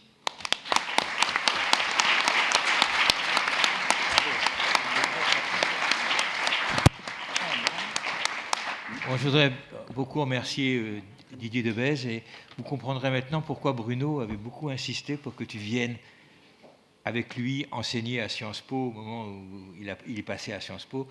Je sais que tu as refusé, tu as préféré rester à l'ULB avec Isabelle Stengers et tes amis belges, mais Bruno aurait vraiment voulu que tu viennes enseigner ici. Je pense que vous pouvez comprendre maintenant pourquoi. Je vais maintenant céder la parole à Vinciane Després, dont Bruno avait salué le travail avec une formule qui était rare dans sa bouche, puisqu'il avait dit que Vinciane nous proposait une révolution épistémologique. Avouez que Bruno employait rarement dans un sens positif ce mot, il l'a employé à ton égard. À partir du moment où tu as proposé cette notion de récalcitrance dans ton travail sur les animaux, puis après dans ton travail sur les morts, dans ce qu'on pourrait appeler les êtres dont aux existences moindres, pour reprendre le titre d'un livre de la Poujade, les animaux, les morts, ils ont une existence moindre. Et donc, c'est là-dessus que je crois que tu travailles. Et vraiment, je crois que tu as bouleversé Bruno. Quand il a lu ton travail, Bruno a été bouleversé par ta manière d'enrichir la pensée de manière radicale avec ce que tu faisais. Merci. La parole est à toi. Merci. C'est toujours agréable d'avoir des compliments posthumes. Je vais m'efforcer de faire une reprise, comme Philippe l'a opéré hier. D'ailleurs, j'irai un peu dans le même sens, la fin de la proposition. Pas très bien mis, Faut toujours que tu me commandes. Je m'excuse, c'est des gens dans la salle qui... Il faut qu'on t'entende bien. Bon, d'accord. Merci, Didier. Merci de ta sollicitude. Donc, en fait, je vais croiser 2-3 choses ici. Je vais contredire un des compliments que Philippe vient de me faire parvenir à titre posthume. Je vais le contredire, mais puis essayer de revenir là-dessus. Je voudrais faire un geste de reprise, comme c'était évoqué ici. Et je voudrais aussi, puisqu'Isabelle n'a pas pu venir se joindre à nous, je me suis dit, je vais faire son relais. Enfin, je vais essayer de faire son relais. Et donc, je suis allée relire tous les derniers articles qu'Isabelle a écrits au sujet de Bruno. Je parle dans des articles de Pragmata, Common Knowledge et la publication Une journée autour de Bruno Latour du CSI, plus l'intervention qu'elle avait faite à l'oral un jour sur une table ronde. Voilà, c'est cette journée au CSI. Je vais revenir d'ailleurs donc sur un contraste qu'Isabelle va faire dans ses articles et qui m'a vivement intéressée parce que ça me permettait d'essayer, en tout cas non pas de comprendre, mais créer une fiction qui me fait penser que je comprends quelque chose à ce qui m'est arrivé lorsque Bruno m'a dit « Je n'aime pas ton livre sur les morts ». Enfin, il n'a pas dit comme ça parce qu'il était beaucoup plus poli, mais après que je l'ai harcelé 2-3 fois en disant « Mais qu'est-ce que tu penses de mon livre sur les morts ?» Persuadé qu'il avait dû l'aimer, il m'a dit à un moment donné « Pas Bruno ?» Mais en fait, ça ne m'a pas trop intéressée. Alors, bon, ce n'était pas la première fois que ça m'arrivait, mais il ne l'avait jamais dit aussi clairement, mais je ne l'avais pas harcelé non plus autant. Il n'avait pas du tout aimé faire de James un lecteur anachronique de von Uxküll, mais là, il ne me l'a pas dit, c'est simplement, je lui ai envoyé 3 fois de suite et il prétendait ne pas l'avoir reçu. Bien. Cher Bruno. Alors, en évoquant cette histoire, je vais donc convoquer des morts, mais je ne vais pas suivre le fil de l'ontologie, contrairement à ce qu'on pourrait croire, mais celui de la philosophie empirique. Donc, Bruno m'avait avoué, non sans quelques gênes, parce que je lui avais évidemment, avec une insistance bien, je vais dire, contraire à ce que la politesse normalement autorise, je lui avais demandé et j'avais insisté. Il m'avait dit, ton livre sur les morts, non, il ne m'a pas trop intéressé. Et puis il avait ajouté, histoire que la faute ne soit pas totalement mienne, tu sais, moi, mes morts, je ne leur parle pas et ils ne me parlent pas. Certains ont prétendu que ce n'était pas tout à fait vrai, mais bon, je l'ai acheté comme telle, cette excuse. Moi, je pensais alors, et c'est pour ça que je lui demandais avec une telle tranquillité, j'étais persuadée qu'il allait aimer mon livre sur les morts, j'avais l'impression d'avoir coché toutes les cases, en tout cas de nombre d'entre elles. L'instauration y tenait bonne place, qui me permettait de distribuer les responsabilités, qui entravait la machinerie des causes et donc des explications. J'avais poliment congédié la psychologie au profit du régime des métamorphoses. La question de la croyance, évidemment, avait subi le même sort. Et je m'étais efforcée de m'aligner sur les manières dont les endeuillés créaient un mode d'existence ajusté pour penser les relations qu'ils et elles entretiennent avec leur mort. Bref. Et tout ça, le plus souvent possible, à la voix moyenne. Bref. Et pour rendre compte de ces processus d'activation, en essayant d'ajuster une agency qui soit dénuée du trop-plein d'intentionnalité qu'on donne d'habitude à l'agency. Philippe en a évidemment parlé hier aussi. Bref, j'avais tenté d'écologiser le problème, mais ça c'est plutôt l'influence Stengers, mais visiblement prétendre avoir été une bonne élève ne suffisait pas, mais mort pas tranquille n'intéressait pas Bruno. Quelques années après, Bruno est revenu sur ce jugement. Je ne dis pas qu'il a pensé le livre formidable, je n'aurais pas cette audace, mais il m'a demandé de venir en parler de celui-là même précisément lors des ateliers ou atterrir. On pourrait chercher les raisons, et on pourrait d'autant mieux les chercher que je ne lui ai pas demandé. Mais je crois beaucoup plus simple de me fier à celle-ci, que je vais lire rétroactivement. C'était la modalité de l'enquête qui l'avait intéressé. Pour faire bref, ce sera très bref. Cette enquête que j'avais menée avait ceci de particulier qu'elle ne suivait aucune des procédures habituelles. Je m'étais rendu compte en fait que les procédures habituelles pour ce type d'enquête, demander aux gens est-ce que vous avez des rapports avec votre mort, etc., ça n'allait jamais marcher. Donc j'avais fait tout à fait autrement. Mais il me fallait quand même un peu un cadre, puisque en fait, je ne posais pas de questions et je profitais du fait que les gens me demandaient très souvent « Sur quoi travailles-tu maintenant ?» pour dire « Je m'intéresse à la manière dont les morts continuent à entrer dans la vie des vivants. » Et à ce moment-là, les gens me disaient « Ah, mais attends, j'ai une histoire pour toi, tu devrais faire ceci, etc. etc. » Donc, mais il fallait quand même lui donner un cadre, parce que le seul cadre de dire « Je vais essayer qu'on me demande ce sur quoi je travaille », pour savoir comment les morts continuent à agir dans la vie de ceux qui restent, ça ne suffisait pas. Et donc, je me suis donné un cas très particulier, c'est que pendant 1 an, jour pour jour, j'ai fait tout ce que les gens me disaient que je devais faire, tous les conseils qu'on me donnait. Donc, je suis allée visiter 42 000 choses, je suis allée assister à des séances spirites, j'ai regardé des séries Six Feet Under et Quantité, j'ai lu quantité de romans policiers, parce qu'il y a beaucoup de morts dans les romans policiers, donc là, évidemment, j'avais plein de matériel. Je suis allée voir des thanatopracteurs, des anthropologues physiques. Bref, pendant 1 an, j'ai fait quantité de choses que je n'aurais jamais fait normalement. Et j'allais rencontrer tous ceux et celles dont ils pensaient que ça m'aiderait. Parce qu'en plus, les gens m'envoyaient « Ah, mais tu devrais rencontrer ma tante. Elle continue à parler avec mon oncle » et des choses comme ça. Bref. Et je me suis retrouvée donc à n'avoir plus du tout des informateurs, mais des co-enquêteurs et même parfois même des directeurs de recherche, puisque je m'étais obligée, sans leur dire, parce que je n'ai pas totalement confiance dans mes amis, je m'étais obligée sans leur dire que j'allais faire tout ce qu'ils me disaient. Je n'avais pas envie de me retrouver à faire le poirier sur la tour Eiffel sous prétexte que, voilà, bon. Bref, rétroactivement, je pourrais dire que je retrouvais de ce fait, c'est comment ces personnes avaient fait leur terrain de vie avec leur mort. Et je souhaite donc ici convoquer Isabelle, du moins ce qu'elle a fait comme proposition au travail de Bruno, pour tenter une hypothèse à propos des raisons qui font qu'à un moment, cette enquête a pu l'intéresser. Et pour le dire brièvement, je crois que mes morts ont bénéficié du nouveau régime climatique et se sont vus invités à habiter la zone critique. Isabelle s'est intéressée à ce qu'elle pense constituer une inflexion, un changement dans le travail de Bruno et qui est très lisible dans les ateliers ou atterrir. Son rapport aux sciences a changé et on a vu émerger chez Bruno l'intérêt et la confiance dans ce que Deleuze a appelé les sciences ambulatoires, c'est-à-dire des sciences dites de la nature, mais qui n'instaurent pas d'accès au lointain, qui étaient les sciences qui avaient jusque-là intéressé Bruno. Ces sciences, commente Isabelle, pourraient affirmer leur parenté lignagère avec les sciences du lointain, sans pourtant revendiquer l'autorité de la preuve qu'apportent les chaînes de référence, et sans la désanimation, rajouterait Bruno, que ces dernières opèrent. J'ai entendu, dans les ateliers où atterrir, bonjour Chloé, j'ai entendu dans les ateliers où atterrir cette très belle et très pragmatique définition de l'enquête, les enquêtes, ce sont des expérimentations, des processus performatifs de transformation. Enquêter, alors là c'est moi qui parle, c'est le dictionnaire qui parle, les dictionnaires le rappellent, c'est non seulement chercher à découvrir, c'est également enquérir, partir à la recherche de quelque chose qui intéresse, c'est la définition classique des dictionnaires. Mais ce que le dictionnaire ne m'oblige pas à affirmer, c'est que l'on pourrait savoir à l'avance ce qui intéresse avant de commencer l'enquête.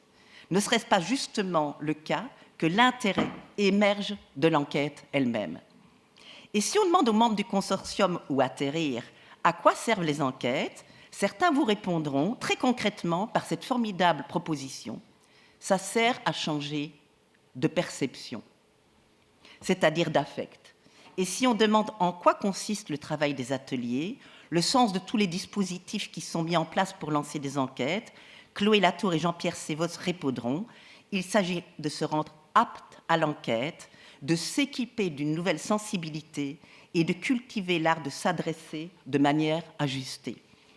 Dans son article dans la revue Pragmata, Isabelle écrit que la réussite des sciences ambulatoires, mise sous le signe de la pluralité, je cite à présent, ne pourrait-elle être de lier la réussite des savoirs proposés avec l'apprentissage de ce que demande l'obligation de bien s'adresser à ceux ou à ceux à propos desquels ce savoir va se formuler. Et continue Isabelle, tout change alors. Devient nécessaire une nouvelle libido sciendi, impliquant d'autres types de réussite, d'autres instruments, d'autres rapports avec ceux qui sont autrement intéressés au terrain qui les concerne tous, des rapports qui ne visent pas à recruter, il ne s'agit plus d'ici d'allongement de réseau, comme dans la version Bruno 1.0, ou à faire taire, mais à composer. Car il s'agit désormais d'engendrer des chercheurs, sachant que l'engendrement implique ce que Latour appelle la mise au monde. J'interromps ici la citation pour terminer avec un autre article d'Isabelle, toujours au sujet de Bruno, et publié dans les recueils du CSI, Une journée avec Bruno Latour. Les sciences terrestres demandent, écrit-elle, une sensibilité différente, car bien décrire ou bien enquêter, c'est aussi se laisser intriguer ou se laisser affecter et non pas s'adresser à une nature connaissable. Les institutions scientifiques savent produire des chercheurs disciplinés, mais si l'on suit Bruno, lorsqu'il oppose production et engendrement, on devra dire que les chercheurs terrestres, comme leurs interlocuteurs récalcitrants, ne peuvent être produits. Il pose le problème de leur engendrement. L'engendrement, précisera Isabelle dans encore un autre article, cette fois-ci dans Common Knowledge, est une opération humble, car ce qu'on obtient est un don, un cadeau, pas un résultat. Et ce don, écrit-elle, is not yours to receive. Je la laisse conclure, comme il se doit pour une intervention à plusieurs voix, et qui me laisse peut-être dire plus précisément tout l'intérêt pour ce geste de reprise active que sont les ateliers ou Atterrir. Ce sont mes derniers mots.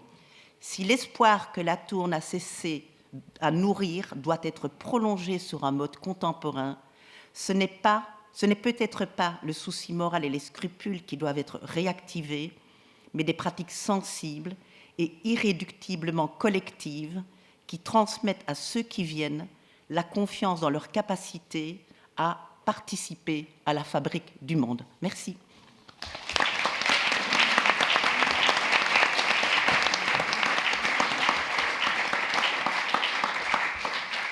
Merci beaucoup Vinciane et merci d'avoir rendu présente ici Isabelle Stengers qui nous manque et qui aurait effectivement, je te remercie de l'avoir rendue aussi présente ici. Didier l'a fait aussi avant et je vous remercie tous les deux de ça. Il y a des gens évidemment qui manquent dans cette réunion, on ne peut jamais avoir tout le monde, mais quand je t'écoutais et l'importance que tu donnais aux enquêtes, je pensais évidemment à quelqu'un qui fait partie des gens qui héritent de Bruno, et pas en France, mais au Danemark et aux États-Unis. Je pensais au travail d'Anat Singh, qui est un travail vraiment qui, je trouve, prolonge le travail de Bruno. Et entre autres, je trouve que si on veut prolonger ou atterrir, ou suis-je, Je pense que le travail que vient de faire Anna Tsing avec une équipe de chercheurs qui travaillent avec elle et qui vient d'être publié en anglais sous le nom de The Patchy Anthropocène et qui va paraître en français au mois de mai, c'est l'Anthropocène des patchs, et c'est des territoires redéfinis autrement que ce que faisait Bruno, et vraiment fait partie aussi des héritages. Anna Tsing ne pouvait pas être là, elle viendra, je crois, en France au mois de mai, mais je pense que ça fait aussi partie des gens qui ont su cultiver l'enquête telle que Bruno l'aimait, et les atterrissages. Maintenant, je me tourne vers Patrice Maniglier. Patrice Maniglier, qui est philosophe et qui a salué dans le Monde la publication de l'enquête sur les modes d'existence avec un très grand article magnifique. Il faut vraiment, j'ai été très frappé par la qualité de ton travail, et qui depuis a même publié un livre sur Bruno qui s'appelait La philosophie, la Terre et le virus, qui était à partir de le philosophe, la Terre et le virus, qui était donc à partir de la réflexion de Bruno, comment Bruno s'était servi de l'événement Covid pour penser un certain nombre de choses, et tu avais repris ça et tu en as fait un très joli livre. Tu aussi, je le signale, tu viens de relancer une revue, tu viens de relancer sous un nouveau titre Les temps modernes, tu l'as relancé cette revue, et je voudrais on peut tous que t'en remercier et t'en féliciter pour ce travail-là. Les revues vivent une vie difficile aujourd'hui, mais elles sont pourtant indispensables, et vraiment ce que tu fais là est très important. Donc, je te laisse la parole pour nous parler à ton tour de ton rapport avec Bruno. Merci beaucoup, Philippe. Mais puisque tu as apprécié mon article dans Le Monde, je vais commencer par un article qui n'est pas encore paru, mais dans Libération cette fois-ci. Et parce qu'en fait, je relisais en fait les œuvres de Descartes qui ont été publiées en 2 volumes dans la Pléiade pour un article que je souhaite faire paraître dans Libération. Et en relisant ce texte, la comparaison avec Latour m'a frappé. Il m'a paru évident que Latour avait tenté quelque chose de similaire à ce que Descartes avait cherché à faire en son temps. Donc désolé, je n'ai aucune particule moléculaire qui m'attire vers Descartes, et pourtant ça m'a énormément frappé. Parce que dans les 2 cas, je crois qu'il s'agissait de répondre à ce qu'il ne suffit pas d'appeler une crise des autorités, mais quelque chose qu'on pourrait dire comme une perte de monde. Et puis, puisqu'il a été question de Deleuze, je pense à ce que disait Deleuze quand il disait « on a perdu la croyance au monde, il faut reconstruire une croyance au monde ». Ça veut dire donc à la fois les conditions d'une confiance réciproque, qui permet aussi des communautés de travail et des collectifs, mais aussi une transmission intergénérationnelle, en fait une réforme scolaire. Descartes, c'est un réformateur scolaire. Et Latour aussi. Et aussi, je pourrais dire, une sorte de nouveau contrat épistémique entre les savoirs et les différentes forces sociales qui ont part, effectivement, à la fabrication du monde qui se fait aussi à travers le savoir. Et finalement, même une nouvelle forme de sagesse, puisque c'est le mot qu'utilisait Descartes pour désigner quelque chose comme un rapport juste à notre situation, avec un élément diagnostique qui n'était pas non plus absent. Et tout ça n'est sans doute pas sans rapport avec la présence de Latour dans cette maison. C'est-à-dire le fait qu'il était à Sciences Po, à voir avec le fait qu'au fond, il s'agissait d'une nouvelle politique du savoir en situation de diagnostic sur un énorme problème. Je crois que voilà, Trump, si vous voulez, on va dire, ça pourrait être ça notre problème, une sorte de symbole du problème. On pourrait continuer d'ailleurs le parallèle, un mélange de solitude par son originalité extrême et de réseaux immenses et en fait à jamais... On peut jamais, enfin, je suis toujours surpris de trouver un nouveau réseau de Latour, quoi. Il y en a toujours un autre. Si vous croyez que vous les avez tous vus, sachez, à mon avis, que le seul a priori transcendantal valide, c'est les réseaux de Latour sont toujours plus grands que ce qu'on croit. Et enfin, peut-être leur mort trop précoce, malgré tout, il faut le dire. Voilà. Donc Latour, c'est le Descartes de notre temps. Donc dans cet article du Monde, j'avais dit que c'était, je l'avais comparé à Hegel. Ça avait énervé beaucoup de gens parce que je te dis quand même, Hegel, c'est très très bien. Latour. Alors bon, certes, en fait, Latour est un grand homme. Je pense que la question est réglée, mais c'est pas dans ce sens-là que je veux le dire. C'est dans le sens du genre de geste précisément qui est fait de reconstruction, disons, de la confiance. Moi, ce qui m'intéresse dans cette affaire, c'est le statut de la philosophie dans les 2 cas, si vous voulez, à l'orée de la modernité, sortie de la modernité, quelque chose du statut de la philosophie se rejoue. Et mon rapprochement avec Latour s'est fait autour de cette question du statut de la philosophie au moment de l'enquête sur les modes d'existence. et de cette idée qu'il avait élaborée avec Isabelle Stengers. Je pense que c'est même plutôt d'abord Isabelle Stengers, même si leur conversation, comme tu l'as montré dans un très beau livre, puisque nous pouvons aussi te rendre tes compliments, cette conversation va dans les deux sens et devient souvent indiscernable, c'est l'idée que la philosophie doit se redéfinir comme diplomatie. C'était ça qui m'avait intéressé. Alors, il y a trois raisons pour lesquelles, il y a trois moments en quelque sorte, si on veut décomposer cette idée. La première, c'est que ce mot diplomatie est plutôt en lien d'abord avec l'anthropologie. Ça veut dire qu'il y a un lien intime entre la philosophie et l'anthropologie. Et ça, s'il s'agit de faire de la reprise, eh bien, qu'est-ce que ça veut dire reprendre Latour en philosophie? C'est tenir à ce lien. De la même manière que Leibniz disait « moi j'ai une barre, c'est les mathématiques ». Moi je pense qu'il faut dire « moi j'ai une barre, c'est l'anthropologie ». Évidemment pas n'importe laquelle, on va dire l'anthropologie qu'on a appelée du tournant ontologique. Et je vais expliquer pourquoi. Mais c'est le premier point. Le deuxième point, c'est effectivement le fait que cette notion de diplomatie s'applique finalement bien à la philosophie. Ce n'était pas évident au départ. Et le troisième point, c'est que ça permet, et Vinciane a évoqué ça, et je voudrais y revenir, d'insister sur la dimension pratique. Parce que les philosophes ont beaucoup réinterprété la philosophie, mais il est temps de la transformer. Donc c'est un petit peu ça que je voudrais développer. Donc d'abord, ce mot de diplomatie pour l'anthropologie. Donc peut-être même, ouais, commençons par ça. Donc je dois avouer que je n'ai pas toujours été latourien.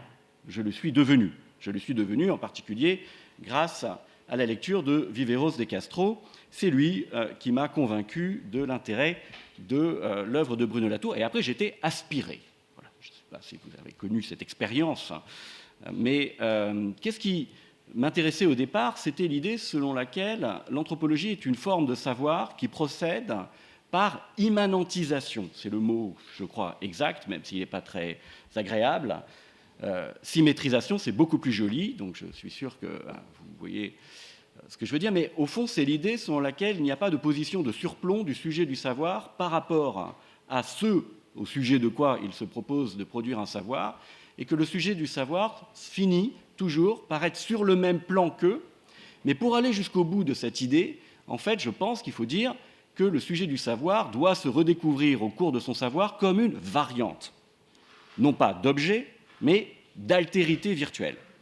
Donc c'est une forme du comparatisme, que j'appellerais un comparatisme conséquent, qui met les types comparants, comme l'a dit Eduardo Viveros de Castro, qui met les types comparants en variation, précisément, dans le processus de la comparaison. Déjà, ça c'était pas mal, parce que ça permettait d'éviter un certain nombre de confusions. Donc j'ai ouï dire, je n'étais pas là malheureusement hier soir, mais j'ai ouï dire que le débat entre, disons, une forme d'éco-marxisme contemporain et le tournant ontologique a été évoqué hier. Moi, ce qui me frappe souvent dans ces débats autour du tournant ontologique, c'est effectivement une incompréhension du régime de fonctionnement des concepts. Si on ne comprend pas que ces concepts sont des concepts comparatifs, et que le fonctionnement d'un concept comparatif, ça n'est pas de décrire des entités qui se trouveraient là devant nous, autrement dit que la question « est-ce que les modernes ont été naturalistes ?» n'a aucun sens si on ne comprend pas qu'il s'agit justement de relativiser les modernes, non pas à un contexte, mais à d'autres variantes possibles pour faire ce qu'il faut faire. Et là, il faut réinventer l'espace du comparable. Le mot ontologie, qui a été proposé et défendu notamment par Philippe Descola, c'est un peu comme le mot mode de production chez Marx, c'est l'invention d'un nouveau nom pour un champ de comparable qui permet de mieux immanentiser le savoir lui-même. Donc, il faudra, je pense, garder ça en tête. Je me tue à le répéter, mais ça passe pas. Donc je répète, c'est des concepts alors structuraux, je lâche le mot, c'est des concepts structuraux au sens où une structure, c'est un groupe de transformation, c'est-à-dire quelque chose qui définit les termes. Si vous ne me croyez pas, vous écoutez le dernier cours de Philippe Descola au Collège de France, voilà, où on voit que c'est du structuralisme, enfin, il y a une compréhension du structuralisme, c'est-à-dire que ça n'a pas de sens si vous n'avez pas le système des variantes. Hein. Bon. Bien, alors, la notion de diplomatie arrive ici pour requalifier ce type de comparatisme, en disant, très bien, les structures, Bruno le dit à plusieurs reprises, notamment d'ailleurs dans Politique de la nature, c'est très bien, les symétries, etc. Mais au fond, il faut aller jusqu'à, disons, c'est ce que Stenger s'appelle le retour des diplomates. Il faut que les anthropologues reviennent, c'est-à-dire on propose une sorte de cadre de variation, mais il faut le proposer à ceux qu'on relativise entre eux, j'insiste, pas à un contexte, entre eux, à ceux qu'on relativise. Et ça, je trouve ça très profond. Donc, c'est une manière de requalifier l'épistémologie de l'anthropologie. C'est au cœur de l'anthropologie contemporaine. Tu as nommé Anat Singh, on pourrait parler de Marisol de la Cadena, on pourrait parler d'énormément d'anthropologues qui, effectivement, prennent en charge cette question. Et on apprend quelque chose sur, entre guillemets, tout le monde par ce processus de relativisation. Mais j'insiste, ce qu'on dit à la fin de tout le monde ne vaut que parce que ça permet de mieux intensifier notre mise en variation ou notre constitution réciproque comme variante. Voilà, ça c'est le premier point. Maintenant, quel rapport avec la philosophie? Après tout, qu'on dise que les anthropologues ne doivent pas insulter les gens dont ils parlent, je le comprends. Il ne faut pas non plus insulter les juristes. Mais nous, les philosophes, enfin, qui on insulte finalement? Bon, bah, peut-être potentiellement tout le monde. C'est ça le problème. Donc, effectivement, je suis sensible à cette question de où est la philosophie. Alors, je voudrais, et tu as réévoqué les temps modernes, il y a un texte de Bruno Latour dans les temps modernes, cette revue mythique de l'intellectualité française qu'il n'appréciait pas beaucoup, je parle de ce genre d'intellectualité française, et qu'effectivement, avec pas mal de camarades, nous avons essayé de réinventer sous le nom Les temps qui restent. C'est une revue en ligne, j'insiste à y voir, parce qu'effectivement, puisqu'il est question de reprise, c'était ça dont il est question dans cette revue. Dans cette revue, on a dit qu'est-ce que ça veut dire hériter des temps modernes? Eh bien, ça veut dire passer de Sartre à Latour.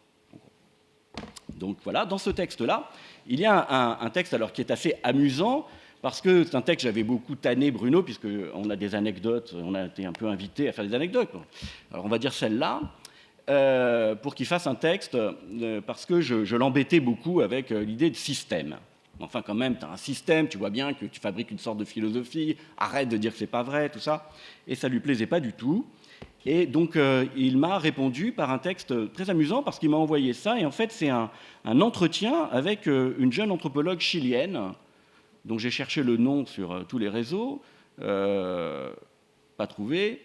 Et évidemment, ne la cherchez pas tant que ça, il l'a inventé tout seul. Et donc c'est un entretien, en fait, je vous le dis tout de suite, fictif, ce qu'il faisait assez régulièrement, et ce qui va avec quand même quelque chose sur lequel je vais revenir, c'est-à-dire la place de la fiction, la place de la fiction dans la philosophie sérieuse, et même d'ailleurs probablement dans toutes les disciplines sérieuses.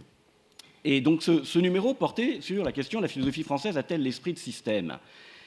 Donc ce qui m'intéresse, c'est à la question: est-ce que Bruno Latour a une philosophie? La réponse est certainement non. Mais est-ce qu'il fait de la philosophie? La réponse est incontestablement absolument. Un petit peu comme Wittgenstein, d'une certaine manière, qui fait d'autant plus de la philosophie que précisément il n'en a pas une. Donc ce geste-là de mise à distance de certaines idées de la pratique philosophique comme devant fabriquer une philosophie a à voir avec l'idée de diplomatie. C'est quoi pour lui le rôle de la philosophie? C'est créer un cadre finalement englobant, une maison commune qui, comme il dit, n'a pas pour but d'exister mais de faire de l'espace.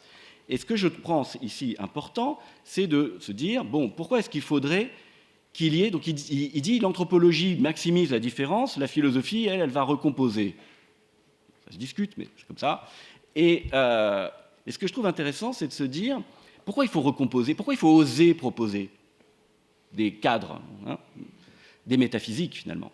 Eh bien, j'ai une bonne raison pour le faire. C'est que, de toute manière, on ne peut pas se séparer, et c'est ça que veut dire Gaïa. C'est que, quoi qu'on fasse aujourd'hui, on se marche sur les pieds sur cette terre. Même quand vous allumez la lumière, ou ici, on est en train d'impacter tous les terrestres. Et donc, on a une affaire diplomatique. Et effectivement, il est important que tout le monde participe à cette affaire qui, de fait, concerne tout le monde. Donc, des propositions de paix sont nécessaires, mais évidemment ne peuvent pas être faites de manière unilatérale. Donc, une nouvelle règle qui est sur le régime de véridicité, en quelque sorte, de la philosophie, qui n'est véridique en philosophie que ce qui est susceptible de fonctionner comme une proposition de paix, comme une proposition diplomatique. Et enfin, je termine sur le fait que la diplomatie, et c'est pour ça que j'ai travaillé avec Bruno pendant 2 ans, c'était une pratique, effectivement. Ce n'était pas écrire des livres. Et ça, c'est très important. Il faut réinventer l'idée d'espace public. Et l'espace public, ce n'est pas une opinion publique face à des messages produits par des gens. Bruno a pris en charge cette question de manière expérimentale. Et je crois qu'aujourd'hui, ce que nous avons à faire, c'est effectivement continuer ce travail. Et effectivement, les ateliers Où atterrir, pour moi, sont un modèle du genre de lieu dans lequel on peut réinventer la pratique de la philosophie. Et donc ça veut dire qu'il faudrait faire une école de diplomatie, pas une école de guerre, mais une école de diplomatie, et que, ma foi, ce que Chloé Latour a appelé l'université des terrestres serait un très bon endroit pour faire ça. Et donc, je vous invite à participer, à fabriquer ce projet, en quelque sorte, d'une nouvelle école terrestre de philosophie, qui sera donc forcément une redéfinition de la pratique philosophique sous l'angle de la diplomatie. Voilà ma proposition. Merci. Merci beaucoup.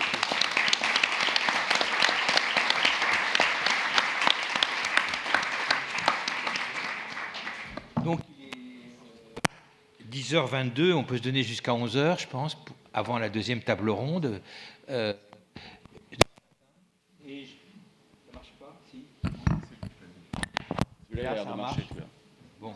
Donc, et donc, on a normalement, on a prévu que les orateurs s'interrogent, discutent entre eux dans un premier temps, fassent des échanges par rapport à leur contribution, se posent des questions, et puis qu'on puisse donner la parole à la salle aussi pour qu'ils puissent intervenir. Donc, je pense que cette première matinée est très réussie. Est-ce qu'il y a une coupure entre les deux tables rondes? Il y a une coupure? Oh. Normalement, à Sciences Po, on peut quand même supporter d'avoir une matinée sans coupure, non? Avec des exposés aussi courts et d'aussi grande qualité. Je trouve que la coupure est inutile parce qu'on va se répandre dans les couloirs, on ne reviendra jamais. Il n'y aura pas de coupure. Il n'y aura pas de coupure. Donc, entre les deux tables rondes, on enchaînera. Donc, qui veut intervenir sur les exposés des uns et des autres?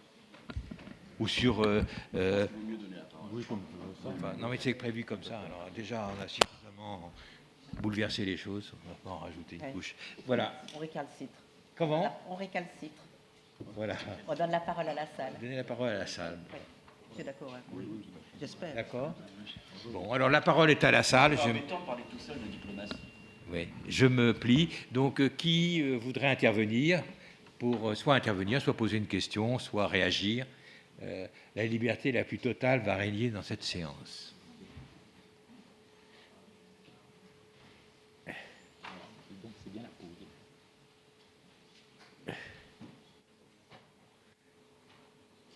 Bon. Tout le monde est quoi? Ah. Bruno Carcenti.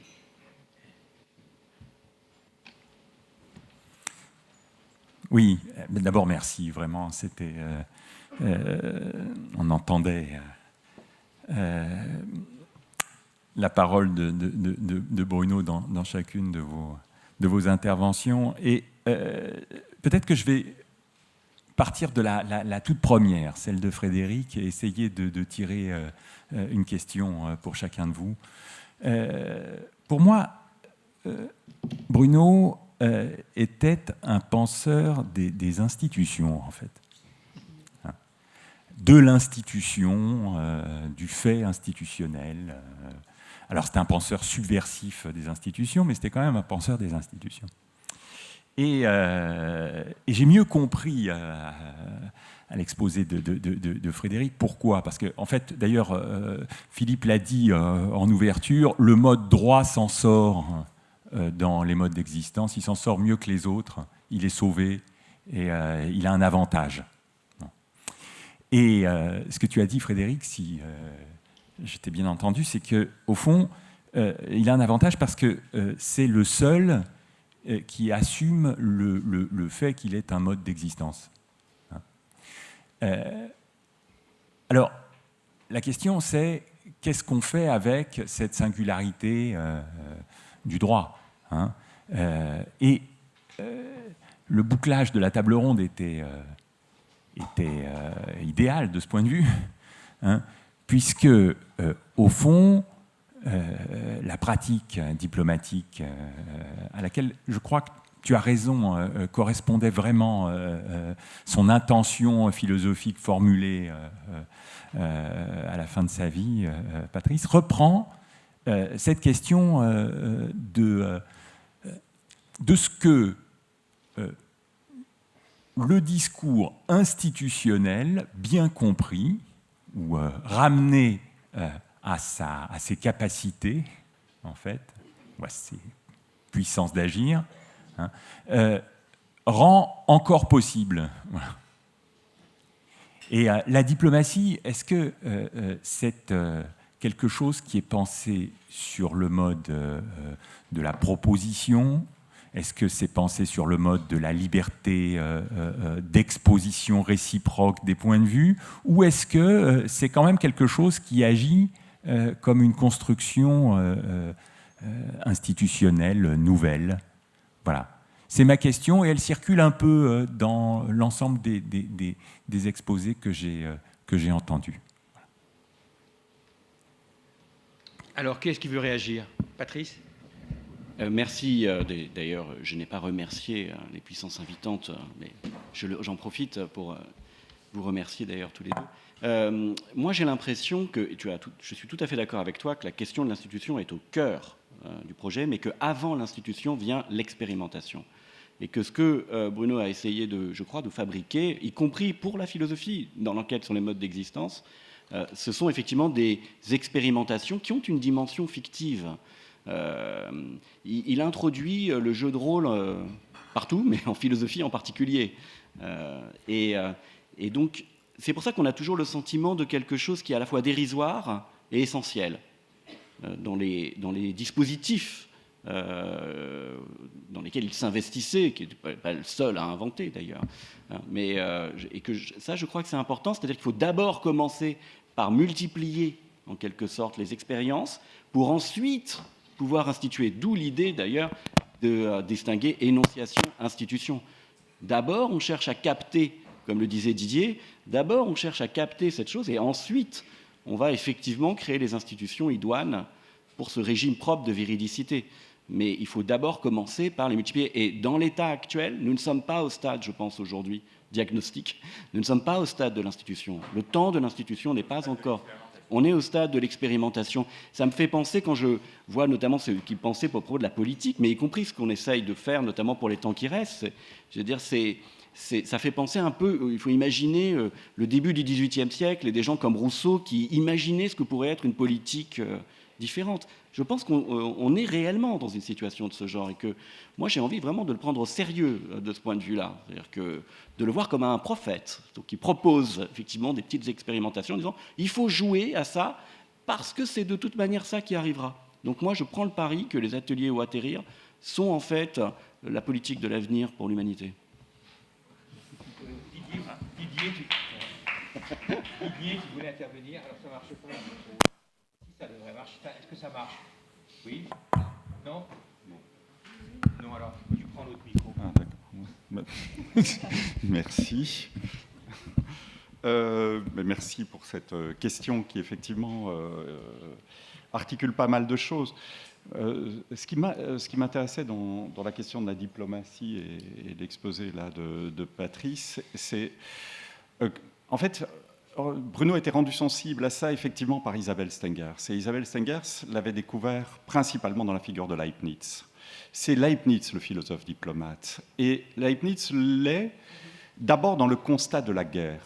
Il ne l'est pas en général, c'est la guerre des religions. Et c'est la dévastation de l'Europe dans les guerres de religion. Et donc, c'est le désespoir de Leibniz face à toute position qui se met en position d'opposition. Mais il faut d'abord accepter cette position d'opposition. C'est-à-dire, l'existence ne passe que par la négation d'une autre position, et cette contradiction constante. Si ce constat n'est pas fait, et si on parle de diplomatie et de recherche de la paix avant l'état de guerre ou d'opposition massif, alors ce n'est pas de la diplomatie, c'est de la police. Poser la question de la paix indépendamment de la question du conflit inhérent, d'un conflit guerrier, Ce n'est pas de la diplomatie, ça devient de la police. Et ce que fait Leibniz, que Isabelle Stengers a repris et que Bruno reprend finalement, et c'est là où l'institution est très importante, ce que fait Leibniz, c'est de transformer la contradiction en contraste. Et c'est-à-dire le fait que l'existence d'une position implique la destruction d'une autre peut être contrastée. Ce n'est pas l'opposition qui les définit, c'est leur contraste. Mais pour ça, il faut inventer un niveau supérieur. Il faut créer un artefact. S'il n'y a pas d'artefact, il n'y a pas de transformation de l'opposition en contraste. Et ça, c'est peut-être le rôle, non pas de l'institution telle qu'elle existe, mais de l'institution telle qu'elle doit être inventée à l'occasion de cette situation-là. Et Bruno a une vision de l'institution. On avait eu ici des réunions à Sciences Po. Patrice était là, on était plusieurs. Bruno avait fait une espèce de... Il aimait bien la théâtralisation de la parole publique. Tu es très bien placé pour le savoir, puisqu'il a réussi à te faire jouer Tard presque dans le costume. Durkheim. Ah oui, pardon, Durkheim, excuse-moi. Je voulais te sauver. Je voulais te sauver, je suis désolé. Malheureusement, tu restes dans la position. Mais il aimait bien la théâtralisation et il nous avait invité à un théâtre de la diplomatie ici à Sciences Po. C'était extraordinaire comme idée, parce qu'il fallait inventer. Il y avait Eduardo Viveros de Castro qui était là aussi. Et ce qu'il y avait d'extraordinaire, c'est que les institutions, il m'avait demandé d'être monsieur institution nature. Donc j'étais l'institution nature. Et il m'avait demandé de parler en public en me présentant, nous, l'institution nature. Donc ce sont des institutions d'un autre genre, en fait. Ce n'est pas la célébration des institutions existantes. C'est, si vous voulez créer un acte diplomatique, il faut d'abord partir de la situation de contradiction, notamment entre les modes d'existence, mais pas que entre les modes d'existence, entre nous, les autres, dans cette pluralité. Et ce geste diplomatique implique l'invention imaginative, c'est cette puissance de l'imagination qui est très présente chez Bruno. Il faut inventer quelque chose qui ne correspond à aucune des positions, mais qui va permettre de transformer tout un champ de contradictions en une multiplicité de contrastes par un nouvel attachement à quelque chose qui n'était pas là avant et qui n'appartient pas à l'une des positions. C'est ça, finalement, l'acte diplomatique. Donc ce sont des institutions artefactuelles, imaginatives, à inventer. Et quand même appeler institution la nature, c'était assez drôle, en fait. Et d'en avoir des porte-paroles était aussi assez intéressant. Voilà. Merci. Je passe le micro à Vinciane. Qui est-ce qui veut intervenir? Non. Je peux dire, mais moi, je veux dire, la question des institutions m'a très peu, évidemment, mobilisée. Enfin, pas évidemment, mais en fait, ça, c'est mis comme ça que c'est peut-être, pour moi, une abstraction. Voilà, c'est... En revanche, la question de la diplomatie chez Bruno, il y avait un point qui m'avait beaucoup intéressé, qui m'avait affecté. C'était notamment quand je lisais l'enquête sur les modes d'existence, c'est sa très grande capacité à éprouver de la tendresse par rapport aux siens. Et j'appelle ça diplomatie. Pourquoi? Parce que je pense à la manière dont les anthropologues que j'ai aimés, la difficulté... Je reprends une petite phrase de Kropotkin qui disait, en parlant des autres peuples, lisez les anthropologues, ou en tout cas certains d'entre eux, au lieu de les juger. Voilà, ne jugez pas l'infanticide de telle peuplade si vous ne savez pas. Et ce que j'ai aimé, moi, chez les anthropologues que j'ai appris à aimer, parce que je n'ai pas aimé tous les anthropologues, mais certains, c'est ce geste que j'ai retrouvé chez Bruno, c'est la capacité d'aller ailleurs et puis de revenir avec tous les outils critiques pour démolir sa propre tradition et ne pas le faire. Et utiliser les outils, c'est-à-dire utiliser les outils critiques qu'on a utilisés pour aller ailleurs, c'est-à-dire toute la bienveillance, le « je ne jugez pas », etc. Et d'être capable de revenir avec la même bienveillance de l'anthropologue, parce que je pense qu'il y a une bienveillance chez l'anthropologue, qui se retrouve parfois confronté à des choses qui sont... bon, pas besoin de préciser, et qui revient en essayant... voilà, on ne juge pas, et on apprend à bien parler d'eux. C'est ça, parce qu'on sait très bien que si on parle mal d'eux, c'est pas sur nous que le jugement portera. C'est eux qui seront blâmés. Et moi, j'avais trouvé chez Bruno cette capacité, en effet, de faire ce geste d'aller-retour et d'avoir cette espèce de tendresse, d'une certaine manière, pour une modernité de laquelle il essayait de nous défaire. Et que c'est ça le geste, un geste d'héritage très compliqué, c'est comment est-ce qu'on hérite et à la fois comment est-ce qu'on hérite de telle sorte à pouvoir se défaire de cet héritage. Et pour moi, c'est une œuvre de diplomatie parce qu'elle se faisait en transaction et en condition de pourparler avec les autres. Merci. Allez-y. Oui, pour répondre à Bruno.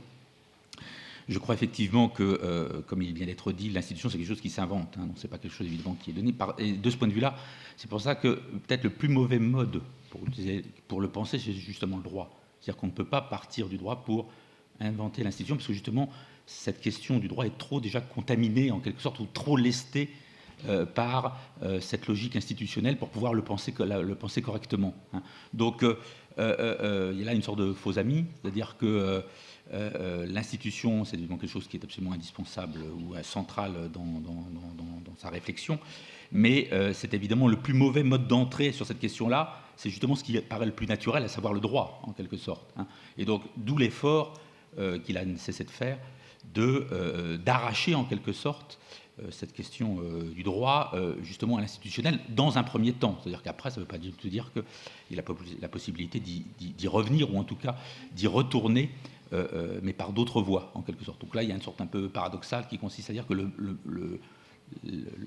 mode, pour utiliser le terme, qui paraîtrait le plus évident pour penser cette institutionnalité, est justement celui par lequel, effectivement, il ne faut pas commencer, effectivement, pour passer à l'institution, parce que c'est beaucoup trop lesté, justement, par cette dimension-là. Voilà. Merci. Moi, j'aurais voulu revenir sur une autre question qui a été soulevée longuement hier soir par Philippe Descola, qui est quel rapport, on est souvent interrogé là-dessus, quel rapport Bruno avait avec Marx et avec la question du capitalisme. J'en ai une question que j'ai souvent discutée avec lui, et je voudrais revenir là-dessus parce que, en fait, quand Bruno fait ses premiers travaux, entre autres sur la vie de laboratoire, il propose déjà un atterrissage.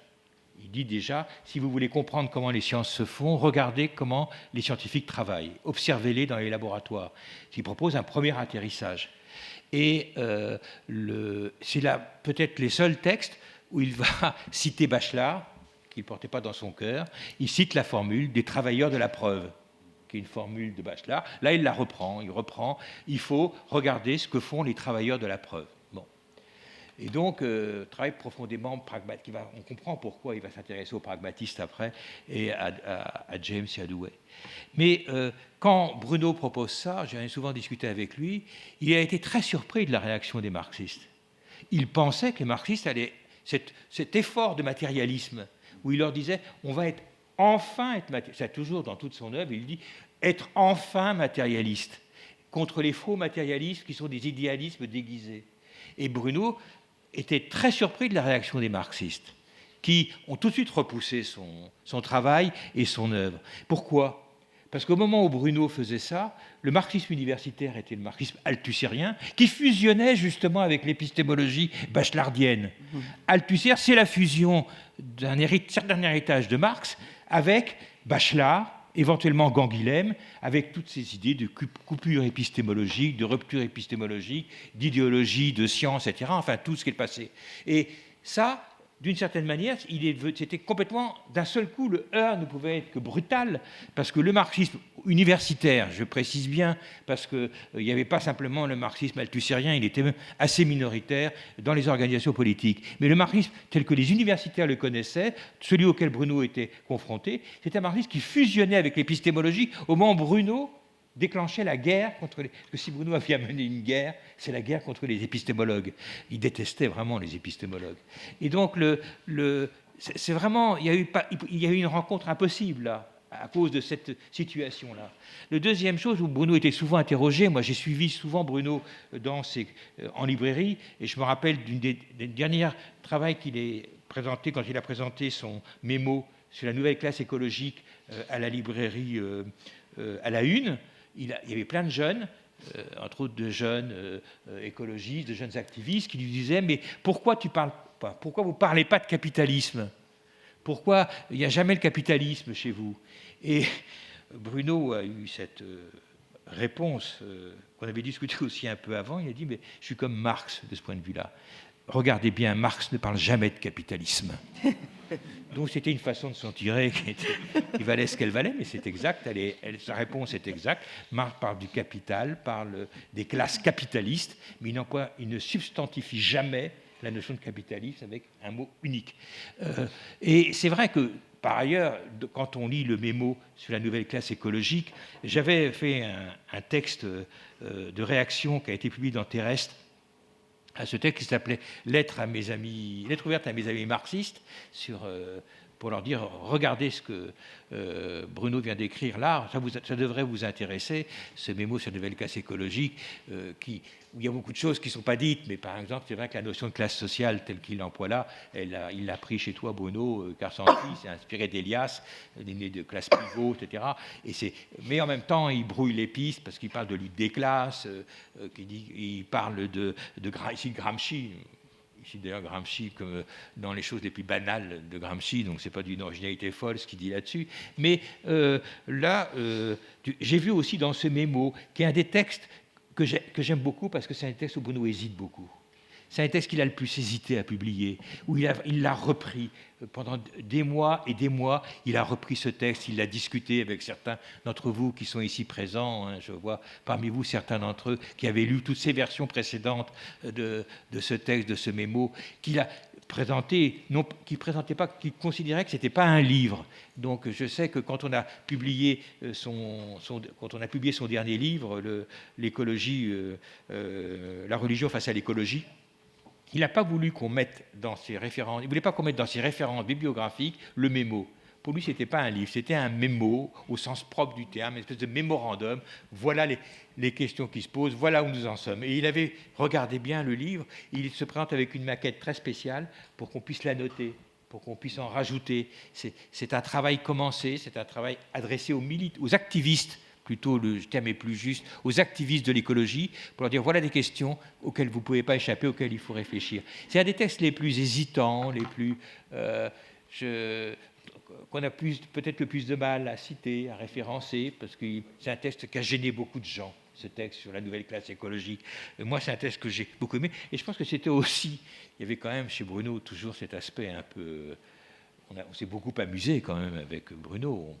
Je céderai la parole tout à l'heure pour présider la séance d'après-midi à Simon Schaffer.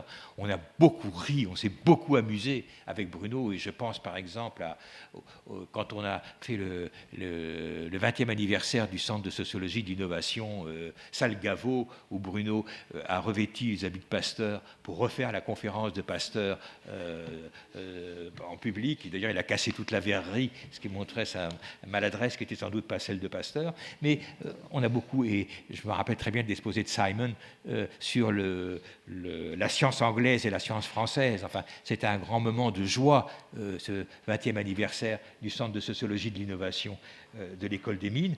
Mais je pense qu'aussi dans ce dernier texte de Bruno, il y avait une façon de prendre à revers. Vous voulez parler de la lutte des classes, vous voulez être anticapitaliste, je vais l'être plus que vous.